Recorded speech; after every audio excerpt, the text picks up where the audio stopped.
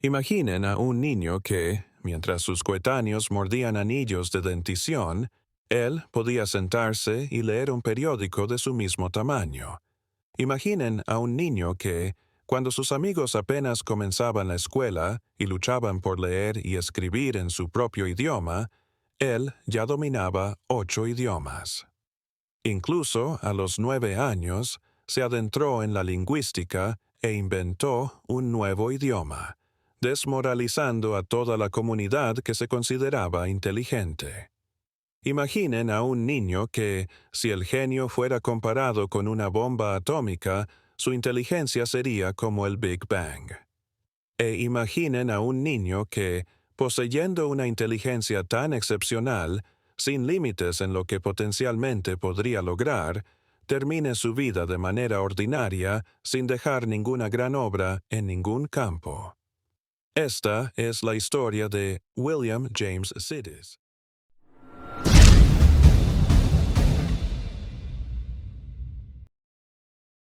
que pasó por nuestro mundo como un cometa a gran velocidad, a quien no se le permitió vivir como quería, una historia que se asemeja a películas de bajo presupuesto mal escritas.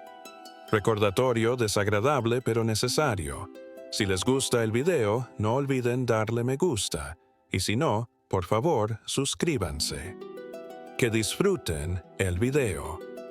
William James Sidis nació en 1898 en Nueva York como hijo de una familia judía que había emigrado de Rusia a Estados Unidos.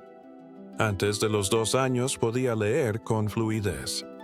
Antes de los 8 años había aprendido por sí mismo latín, griego, francés, ruso, alemán, hebreo, turco y armenio. A los 9 años había creado su propio idioma llamado Vandergood, que fue examinado por lingüistas y se afirmó que era completamente correcto y completo. Al mismo tiempo escribía textos en las categorías de poesía y novela, e incluso intentaba escribir la constitución de una utopía cuya patente le pertenecía. A los 9 años había sido aceptado en la Universidad de Harvard, pero la escuela no le permitió asistir a clases hasta los 11 años argumentando que no estaba emocionalmente maduro. Mientras William esperaba sus días en Harvard, pasó el tiempo intermedio en Tufts College corrigiendo errores en los libros de los matemáticos, examinando posibles errores en las teorías de Einstein, perfeccionándose en idiomas extranjeros y coleccionando cuidadosamente boletos de transferencia de tranvía. Descubrió que podía calcular mentalmente el día de la semana para cualquier fecha en el pasado o futuro.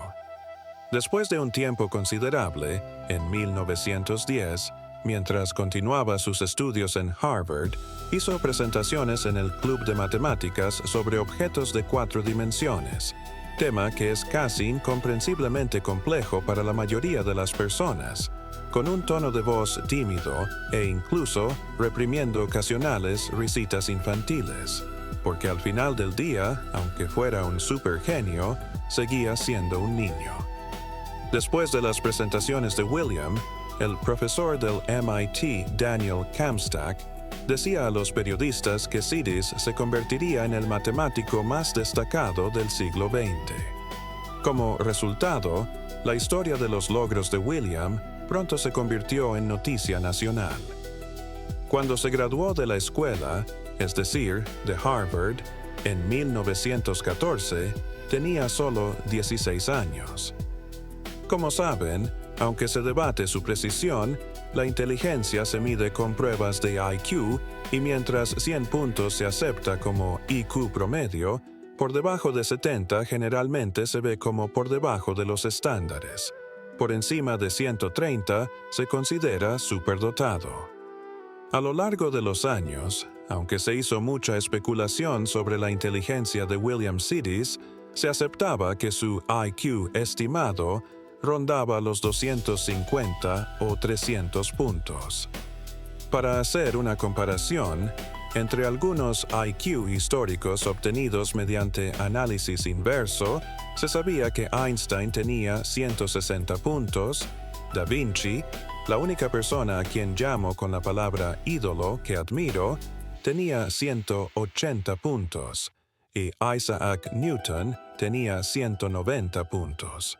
Es decir, cuando se reduce a datos numéricos, la inteligencia analítica de este hombre o niño era increíblemente poderosa. Pero dejando todo esto de lado, si vamos a tocar otro tema, la familia de este niño tenía una estructura un poco interesante, incluso extraña y controvertida.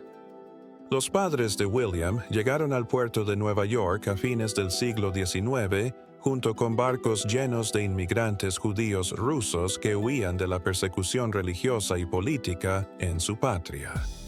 Su padre Boris ganó fama con sus estudios de psicología como un cerebro brillante, y su esposa Sarah se convirtió en una de las pocas mujeres en obtener un diploma médico en América. Sin embargo, aunque fueron reconocidos como científicos extremadamente talentosos, también eran famosos por sus excentricidades. Por ejemplo, Boris tenía un método de tratamiento llamado terapia de descanso. Después de convertirse en profesor de psicología, Boris había desarrollado teorías y dado clases especialmente en los campos de hipnosis y psicología de grupos. En la terapia de descanso, obligaba a personas con trastornos mentales a permanecer en cama durante meses junto con la aplicación de electroterapia. Es decir, como se puede entender de esto, la mayoría del trabajo de Boris era experimental y un poco aventurero en una época en que la psicología y la ciencia aún estaban en pañales. En esta situación, el 1 de abril de 1898, Boris tuvo la oportunidad de aplicar cómodamente sus teorías psicológicas excéntricas en un entorno del mundo real, porque su esposa Sarah había dado a luz a un niño. Bajo la tutela de estos padres inteligentes pero un poco peculiares, William se desarrolló como un individuo con habilidades sorprendentes. Boris y Sarah comenzaron la educación de su bebé cuando tenía solo unos meses. Además, la mente de William también absorbía esta información a una velocidad extraordinaria sin resistencia. Boris comenzó a mostrar el alfabeto a su pequeño hijo usando bloques de madera y usó técnicas similares a la hipnosis para hacer que el bebé pronunciara las letras. A los 6 meses, mientras todos esperaban mamá o papá, William pronunció la palabra puerta. A los 8 meses, mostrando una habilidad psicomotriz que muy pocos niños desarrollan en su primer año, poder comer solo con una cuchara había emocionado completamente a su familia. También podía reconocer y repetir las letras en los bloques de juguete, lo que equivalía a la habilidad de reconocimiento de símbolos de un niño de 4 años. Pero William ni siquiera había cumplido un año. Los Seedys creían que la curiosidad era una característica que necesitaba ser alimentada agresivamente y sin parar. Por esta razón, Sarah decidió dedicar completamente su vida al desarrollo de su hijo y abandonó su carrera médica. Durante este período, la sed de conocimiento de William nunca se detuvo, y en su primer cumpleaños, es decir, a una edad en que la mayoría de los niños aún balbucean sin sentido, comenzó a mostrar habilidades de deletreo. A 1 año y medio había comenzado a leer periódicos diarios. Sí, nuestro William, de 1 año y medio, leía periódicos más grandes que él, como un padre. El tiempo continuó pasando con la increíble fascinación de esta sorprendente inteligencia. Cuando William se acercaba a su 5º cumpleaños, naturalmente comenzó a atraer la atención de la prensa con sus habilidades extraordinarias. Había aprendido por sí mismo a usar la máquina de escribir y había escrito una carta a la tienda Macy's sobre el pedido de un juguete. Había terminado fácilmente libros pesados como Grey's Anatomy y las obras de Homero. Su apetito por el conocimiento parecía infinito. Durante este tiempo, el padre Boris incluso había escrito un libro sobre el desarrollo de niños genio, usando a su hijo como ejemplo.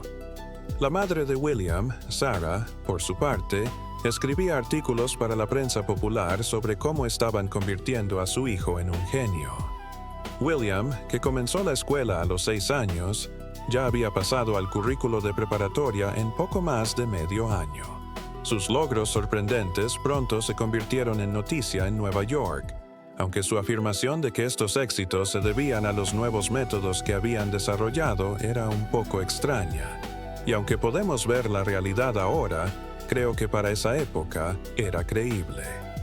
Pero ellos no pensaban mucho en William, y esta situación comenzó a crear efectos negativos en él. Las expectativas de su familia y las presiones sociales colocaban cargas pesadas sobre los hombros de William. Sus padres ambiciosos y tal vez un poco desequilibrados no se daban cuenta de que estaban cometiendo un error terrible al comenzar a exhibirlo como un perro de espectáculo en reuniones académicas. Tanta presión e interés intenso podría descarrilar no solo a un niño, sino incluso a un adulto. De hecho, Sidis dijo a los periodistas reunidos en la ceremonia de graduación de Harvard: «Quiero vivir una vida perfecta. La única manera de vivir una vida perfecta es vivirla en reclusión. Siempre he odiado las multitudes». Tenía la intención de crear una filosofía de vida que rechazara violentamente el sexo, el arte, la música o cualquier cosa que lo alejara de la búsqueda del conocimiento puro. Después de la graduación, enseñó matemáticas por un corto tiempo en la Universidad Rice en Houston, pero renunció cuando se entendió que su edad y fama distraían a los estudiantes. Regresó brevemente a Harvard para obtener un diploma en Derecho. Sin embargo, cuando se dio cuenta de que el derecho tampoco era adecuado para él, abandonó la escuela. Durante el período vacío intermedio, había comenzado a interesarse en el socialismo y comunismo, tanto que en 1919 fue arrestado por participar en una manifestación contra el servicio militar que se convirtió en revuelta. En la audiencia donde fue liberado, subrayó que no creía en Dios, especialmente en el gran patrón de los cristianos, y que por el contrario tenía tendencias socialistas. Gracias a la influencia de su familia, evitó ir a prisión. Sin embargo, después del incidente, tuvo que pasar un periodo aislado durante un año sin aparecer en las casas de verano de California. Durante este proceso, William, desilusionado con la vida, se estableció en la costa este para alejarse de la prensa, su familia y sus talentos. Comenzó a trabajar en una serie de empleos insignificantes como empleado y contador, tanto que cambiaba de trabajo cada vez que su identidad era descubierta. Una vez incluso había dicho que ver una fórmula matemática me enferma físicamente. Todo lo que quiero hacer es operar una máquina sumadora, pero no me dejan en paz, había añadido. Por ejemplo, cuando una empresa de tranvías estaba contratando, había reconocido a William. Cuando la empresa lo contrató, le habían entregado un montón de planos y estadísticas con la esperanza de que pudiera mejorar sus sistemas. Al ver esto, William miró los cálculos y comenzó a llorar, y dejó su nuevo trabajo desde el primer día. Es decir, anhelaba un trabajo simple, una vida simple. Tanto que en sus años adultos hizo un esfuerzo intenso por vivir lejos de los ojos del público. Encontró consuelo en la escritura. Sin embargo, la mayoría de lo que escribía era bajo seudónimos sobre temas marginales. De hecho, uno de sus libros titulado Notas sobre la colección de transferencias de tranvía explicaba extensamente la peridromofilia, un término que se refiere a la condición de obtener placer excesivo de estar en áreas como aeropuertos y estaciones de tren o de viajar, que era uno de sus pasatiempos. También, en su obra de 1925 titulada The Animate and the Inanimate, donde explicaba la materia oscura en el contexto de la termodinámica, la entropía, de donde expliqué el origen del nombre del canal, y el origen de la vida, había escrito sobre la existencia de la materia oscura antes de que fuera oficialmente teorizada. no terminó ahí. También había realizado estudios sobre cómo una tribu democrática de nativos americanos pudo haber influido poderosamente en las políticas de los fundadores de América, mientras continuaba aprendiendo nuevos idiomas, elevando el número de idiomas extranjeros que conocía a las decenas. Pero la prensa no dejó de perseguir a William durante años. Buscan artículos que se burlaban de él por dedicarse a trabajos aburridos, o aquellos que lo acusaban de no realizar su potencial y no ser útil a las personas. Todo estaba ahí. Incluso en 1937, en un artículo llamado April Fool, publicado en The New Yorker, se exponía su vida privada. Se usaban expresiones despectivas sugiriendo que lo que se esperaba que fuera primero en el mundo científico, en honor a su cumpleaños, al final del día no era más que una broma del Día de los Inocentes. William decidió demandar por violación de la privacidad y difamación maliciosa. Sin embargo, el juez rechazó el caso con un argumento absurdo, dictaminando que una vez que una persona se convierte en propiedad pública, siempre es un asunto público. Mi cerebro se entumece de la ira mientras leo y narro esto. No lo dejaron vivir. Es como si en la vida todos tuvieran que encajar en el molde donde se encuentra, como si fuera obligatorio que un músico genial haga música, como si alguien que es muy bueno en matemáticas necesariamente tuviera que estudiar matemáticas, como si alguien con manos muy hábiles necesariamente tuviera que ser chef, como si alguien con mente aguda necesariamente tuviera que hacer negocios. Metieron ciertos moldes en las mentes de las personas. Desde entonces, todos vivieron su propia vida, excepto aquellos que encajaron en el molde. Esa persona no pudo salir de su agujero, tal vez ni siquiera quería salir. ¿Qué nos importa? Así como no todos tienen que ser todo, William dijo, «Quiero vivir una vida perfecta. La única manera de vivir una vida perfecta es vivirla en reclusión. Siempre he odiado las multitudes». Tal vez a algunos no les importan los supuestos favores o desventajas. Solo quieren vivir, a su manera o con todos.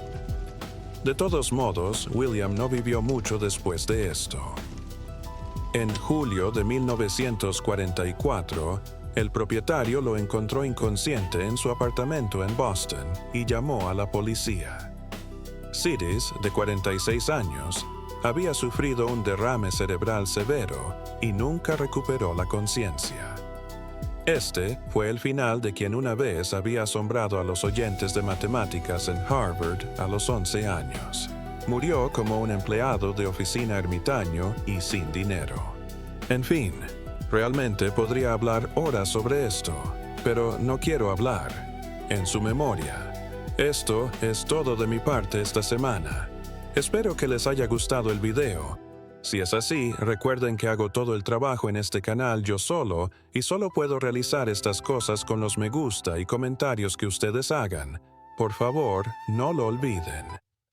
Como siempre, cuídense hasta el próximo video. Vive un poco más, tú también lo verás. La vida derriba incluso a los fuertes.